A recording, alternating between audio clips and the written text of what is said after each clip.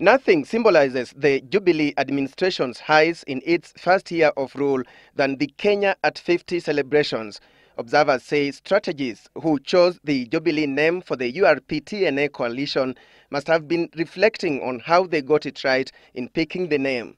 First rewind 8 months ago, and the Supreme Court ruling on March the 30th, observers say was the most important moment in their quest for power following the unsuccessful petition by CORD leader Raila Odinga against President Kenyatta's election as the fourth president of the Republic of Kenya. Then the inauguration on 9th April, followed by the naming of the cabinet in style, what was seen as a departure from the past as technocrats came in. These two guys have come in with a totally new way of doing politics, new ways of doing economy, and doing the social engineering will also be different. And the fact that they've come in on the 50th year, I think, is something that does tell you that there is promise in this country. The Jubilee administration's other high moment, observers say, is the flexing of its diplomatic muscle internationally, but with mixed reactions on its policy that favors relations with the East as opposed to the West. The president's early Christmas gift was the revelation by the ICC prosecutor Fatou Bensouda that her evidence against Kenyatta in the ICC case he is facing was weak. She asked for a postponement of the trial that was to begin in February next year, but analysts say ICC is a double-edged sword.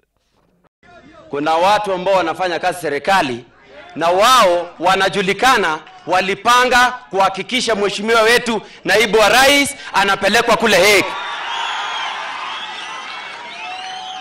Na kuomba kwa unyenyekevu kwa niaba ya wale wote ambao watapata nafasi ya kuongea na wewe, wafutwe kazi waende kwao, nafasi ipatikane kwa watu wengine.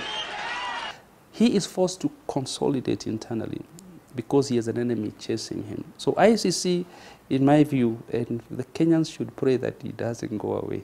Let it be there for a long time because it will keep these guys on their toes. You remove it, there will be no Uhuru and there will be no Ruto. The laws in the Jubilee year for Kenyatta and Ruto include the perceived mistrust between the executive and the judiciary, the war between the executive and the media, as well as the civil society, the war between the Senate and the National Assembly. And the Jubilee administration has had tough times handling a series of industrial strikes, mainly those of teachers and the doctors, and the insecurity issue, especially the Westgate Mall attack. The latest headache is the perceived rift between URP and TNA over government tenders and government appointments. Hii ni serikali mpya. Hii ni serikali mpya. Wale watu ambao wanafikiria watamenyemelea makontrakt ya serikali ati kwa sababu mimi sijapata contract ya reli, mimi nitatumia mwanasiasa fulani, wewe nenda useme hivi hile. Sahau brother, hiyo kazi kwisha. The individual leaders, I can say they can work very well because I know them both. Their challenge is going to come in the ability to reconcile the interests of their supporters. And I can see the interests of their supporters are already in divergence.